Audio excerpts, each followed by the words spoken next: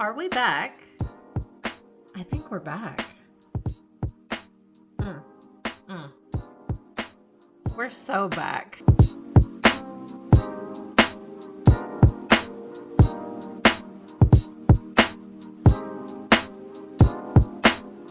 So for those of you who don't know, I'm Desi Sensei, and this is my channel, Desi Sensei Reacts. Y'all, it's been forever since I have uploaded a video. It's so surreal that I'm back in this chair, but at the same time, I'm so excited to record this for y'all. And it's gonna be a little bit different content. So I'm still gonna be reacting to music videos, but at the same time, I'm gonna be reacting to other things as well. Over the course of time that I've been gone, I've gotten really heavy into video games, right? Still love music. Now I will say that my taste in music has changed. So the content is gonna differ there as well. So like I was saying, I hope all of you are doing fantastic, and I sincerely want to thank all of you for sticking with me during my hiatus that I took without telling anybody. I don't want to put this. Life has been kind of two-piecing me, right? So I've had to deal with that. And I couldn't really content create. I couldn't really focus on being online like at all while I was going through all of these things.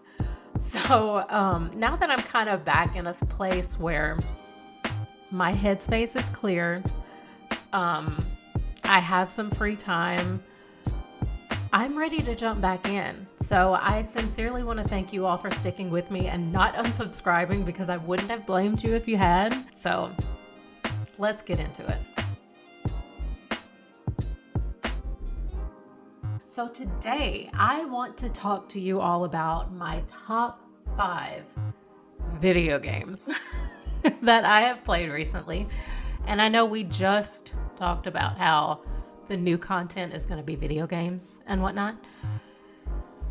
We're kicking it off right now. So I've really had so much fun playing video games here lately. I don't know if it's been a hyperfixation. I don't know if it's like truly a new hobby or something that I just genuinely enjoy doing. I don't know what it is, but I'm loving it. I'm loving it. And I've played some fantastic games lately. So I'm going to jump right in. First on my list, I'm going to put down Elden Ring. And I know, Elden Ring came out in what, 2016? When did Elden Ring come out? Oh, no, I was wrong. So the initial release date was 2022. I know I'm late. I know. I get it. So here's the thing, though. I wasn't a video game girly growing up, okay? I wanted to be. I played PC games, okay? I played the SpongeBob PC game, the Jimmy Neutron PC game. What else? Does anybody remember the Secret Agent Barbie PC game? That was my jam. Do you hear me? I played that game over and over and over and over again. Loved it. Hands down. It would be on this list if it was recent, okay? We'll just leave it at that. I know I'm late to the party when it comes to Elden Ring, but when I tell you I became so enveloped in this game, like, I'm trying not to get too overly excited, okay? I have currently beat that game 7 times. I'm an Elden Lord through and through. Period. Clock it. It's visually stunning. The voice acting is truly incredible. I mean, just thinking about the voice actors in the booth, like doing these lines, they had to have put their heart and soul into these characters, right? And some of the lines in the game just, and the scenes and it just gives me full body chills sometimes, you know? Even on my 8th playthrough, I still tear up at some parts. And it's just a video game that can make me do that is going to be in my top 5. Point blank, period. I think it's a perfect game.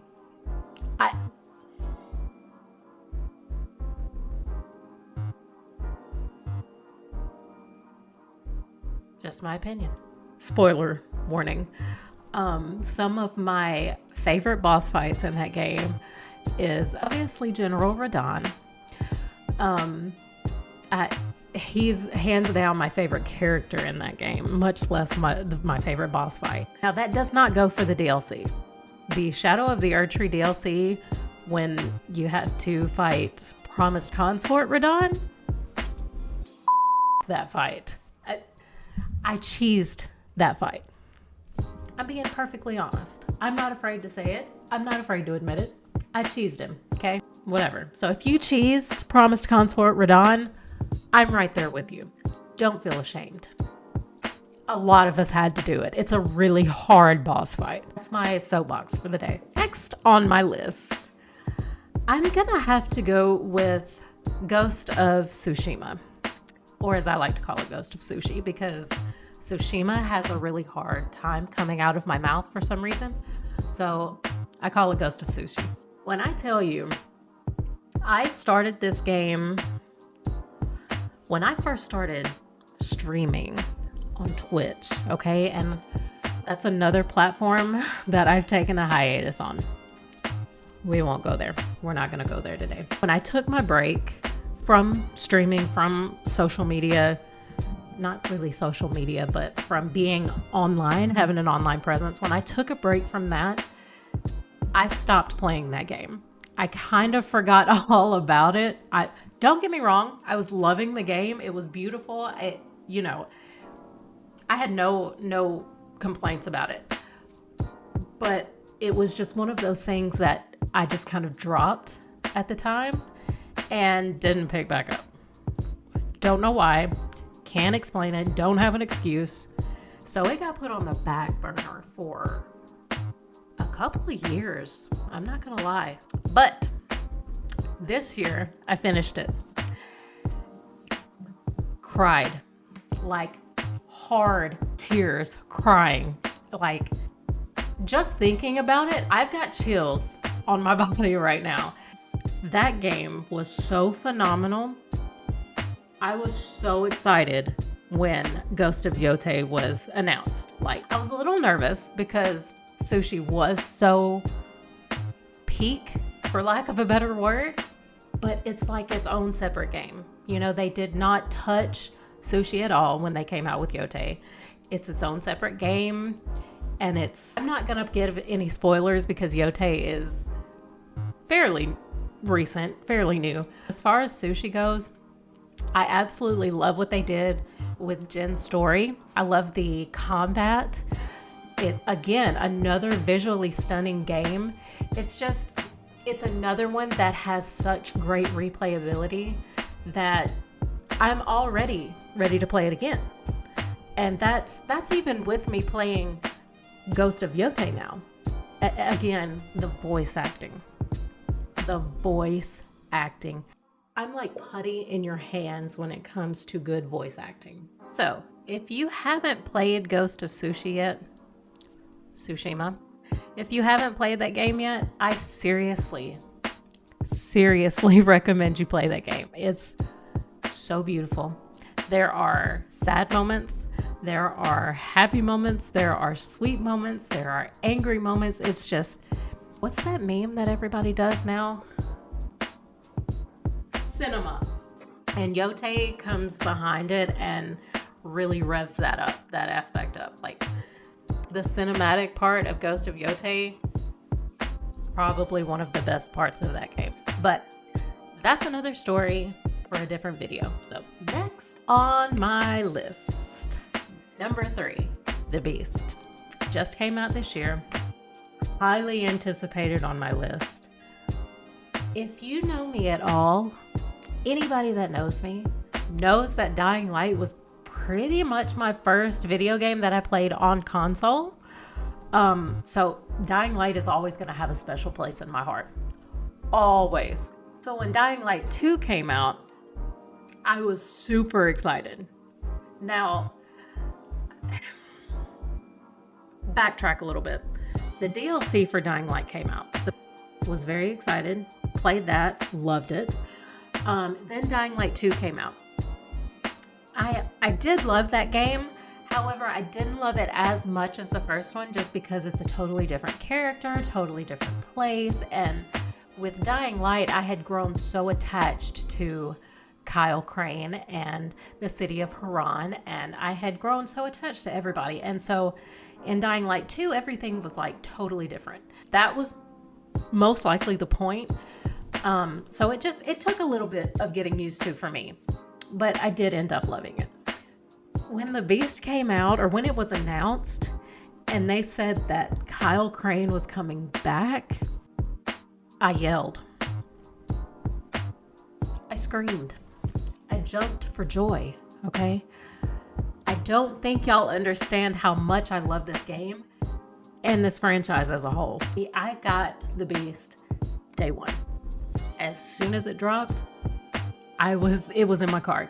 I was hitting checkout. I was like, take my money. Here's my card. I don't care how much it costs. Give it to me and let me play it right now. It was this close. Look how close.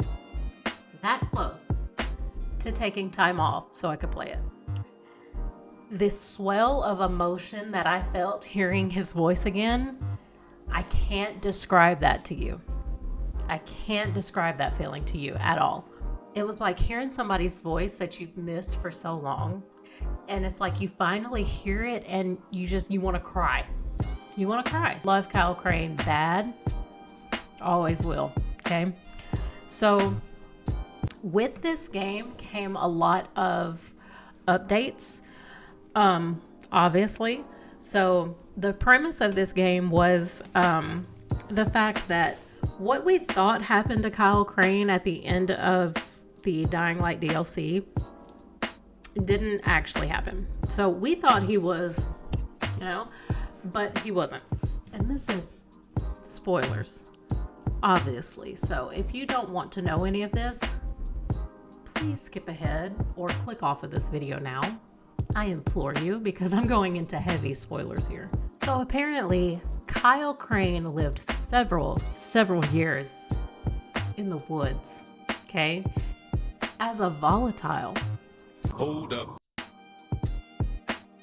I heard this information and said, I am sorry.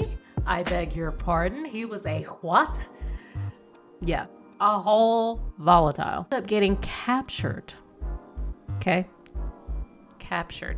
And is experimented on for another long period of time in this science lab. I mean, by this, not to be cliche, but this evil scientist. And I'm not going to go into any more like super details. But Kyle has special abilities now. Okay. And whenever he gets like super angry or super upset, or he's pushed too far, or, he takes too much damage, he like hulks out. And it's very cool to see, very cool to navigate as the player. And it was just such a new experience from the other Dying Light games. I will say that I was super happy with everything that this game gave us. And there were a lot of callbacks to the first game. For anybody that's played Dying Light and knows about Jade, if you know, you know. We got several flashbacks to Jade, and of course, broke my heart. I teared up a little. Basically, Kyle's just going through it now, man. And the way that the game ended, it set it up to where there could be a part 2 to this game, and I'm not mad. I don't want them to take it too far and potentially ruin the franchise or ruin Kyle Crane's character altogether. But so far, they've done such a phenomenal job, and they took their time with this game. They gave us a release date, and it got pushed off a couple of times. That's fine with me. If you need to take some time, take some time. I'm never going to be mad at developers perfecting their game. That's why I'm not upset about GTA 6, because I know it's going to be a phenomenal game. Take your time, Rockstar. I personally think that they would do a phenomenal job if they gave us another part 2 to this game. So kind of hoping for that. I also wouldn't be mad if it just kind of left off where it did, because they did do such a great job. I could really go either way. So I guess we'll just see in time. But yeah, this is another game that has really great replayability. As soon as it ended, I was like, okay, new game. Get me back in there. I'm ready to make some more choices. I'm ready to kill some more zombies. Get me in there. Get me in there, coach. I'm ready. Anybody that has played the Dying Light series, or if you just like zombie games in general, highly, highly recommend this franchise to you. This video is not sponsored, by the way. None of the games that I mentioned, not sponsored. Just wanted to throw that out there. All right, number 4. This one may be a little controversial to some, just because I have not finished it yet. I know, heresy.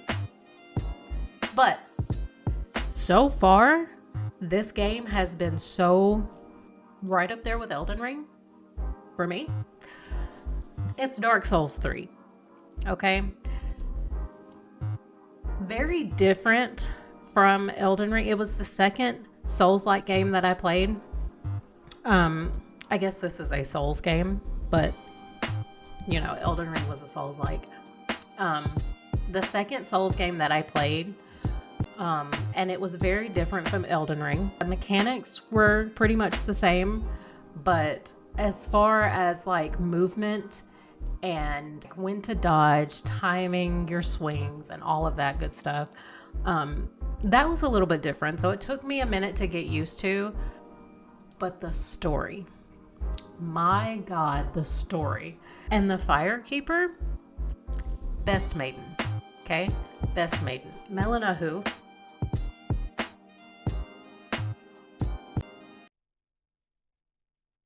Melinahu? Yeah, no. Firekeeper, best girl. Beautiful game. All around. Beautiful game. I will say that I can't really attest to this game's replayability. However, I do see myself replaying it just because I replayed Elden Ring so many times. I can see myself replaying this game. I just don't want to put that out there with me not having finished it yet. I'm right at the end. I'm playing the last 2 boss fights. And they have me stumped, y'all. They have me so stumped. It was one of those games that made me say, okay, I need to step back. I need to take a break, and I will revisit when I've calmed down. Because when I tell you the rage was consuming me, it was, yeah. It's more so like Bloodborne in the aspect of how it looks. Just because it's a little bit darker, a little bit more of that gothic style. It's still beautiful, still absolutely gorgeous. The detail is amazing. Voice acting, again, is fire. So yeah, it's on my top 5. And I haven't even finished it yet. So if that tells you anything, if you value my opinion at all, which you might not, but if you do, I highly recommend you play it. If you like Souls games, if you like Elden Ring, if you like Souls-likes, you're going to love Dark Souls. I haven't played the first 2. I have heard that the first 2 are a little bit more difficult in terms of age, I guess is how I want to put that. I guess they haven't aged as well as the third one has. Let's see, when did Dark Souls 3 come out? That's the one that came out in 2016. Okay, so Dark Souls 3 came out in March of 2016. And I guess that one just aged a little bit better than the first two, because I often see people playing the first two, but not nearly as often as I see people play the third one. To make a long story less long, I highly recommend you play Dark Souls 3. If you like Souls games, if you like Souls-like, highly recommend it. It's right up there with Elden Ring for me, so highly recommend you play. Last but not least, this game might be a little controversial for some. I, however, only just played it this year for the first time. It's Stellar Blade, okay? And I know a lot of people had some qualms about the game, because Eve was basically half dressed for the majority of that game. And I loved it. To me, it was like a Souls-like game. I don't know if it's categorized as a Souls-like, but that's what it felt like to me. That's how it played to me. The different outfit changes, peak. I loved dressing Eve down and all of those fits, changing her hair, changing her accessories, her clothes, everything. I loved it. Like the storyline, it was just very phenomenal to me. Now, I do think that there was some room for improvement. As with any video game, there's always going to be room for improvement, but it was very minuscule compared to the overall game, in my most humble opinion. The voice acting, was it really lo-fi? I don't know if it was really considered lo-fi, but the background music while you ran around, I downloaded that soundtrack on my phone because I loved it so much. It was a little bit kind of hard for me to catch on to at first. Like, were we actually human? Or are we not human? It took me a minute to kind of catch on to what we were. But once I really understood everything, the game was, I don't want to say perfect, but it was really close. Highly recommend Stellar Blade. And if you have an issue with women being half dressed for the majority of the game, you won't like this game. You will not like this game. It's definitely not for certain age groups, if you catch my drift, in my opinion. But hey, play at will. And also there's a DLC pack. I think there's 2 DLC packs. Played both of those, loved them. They weren't as in-depth as I thought they were going to go. I thought they were going to have like their own storyline, but they were more so different elements within the original game, if that makes sense at all. You go back into the original game, and now these aspects of the DLC, where to access different parts, new parts, are now accessible in the game. There really wasn't any more storyline to it. It was more so just kind of extra content, if that makes sense. More outfits, more hairstyle changes, more places to get more tools and stuff like that. And I appreciated the extra content to play. But that was my only complaint, was I was hoping that the DLC had just a little bit more story to it. But besides that, I loved it. All right, so that has been my top 5 video games that I've played this year. Definitely not my top 5 overall, because if we're being honest, my top 5 or my top 10 would include some of those PC games that I played as a kid. Maybe I'll do a video for that one day. But these are just the top 5 games that I've played recently. If you enjoyed this video, I genuinely appreciate you for sticking around and watching until the end. If you want to see more content in the future, and if you want to be notified when I post a video, go ahead and hit that subscribe button, turn that notification bell on, and I'll see you in the next video. Bye.